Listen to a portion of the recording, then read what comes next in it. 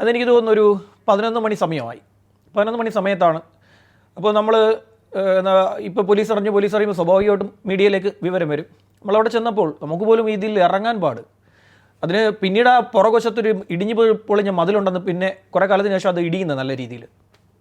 അങ്ങനെ ഇതിനുള്ളിലേക്ക് നമ്മൾ ആ മരത്തിൽ ചവിട്ടിയൊക്കെ ഇറങ്ങി ചെന്നു പോലീസിനൊപ്പം. അവിടെ ഇറങ്ങി ചെല്ലുമ്പോൾ ഈ ബോഡി അവിടെ കിടക്കുകയാണ്. അതിനുശേഷം ഉദ്യോഗസ്ഥർ ഫോറൻസിക്കൊക്കെ വന്ന് കുറേ നേരം കഴിഞ്ഞിട്ടാണ് ആ ബോഡി അവിടെ നിന്നും നീക്കം ചെയ്യുന്നത്.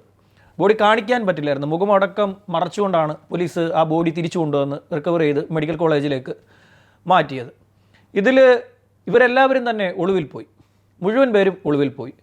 ആ ഒളിവിൽ പോയതിൽ വിഷ്ണുരാജ്, വിനീഷ് രാജ്, ജയരാജ്, ഹരിലാൽ, അനീഷ്, അഖിൽ ഇത്രയും പേര് ഒളിവിൽ പോയത് പൂവാറിലായിരുന്നു.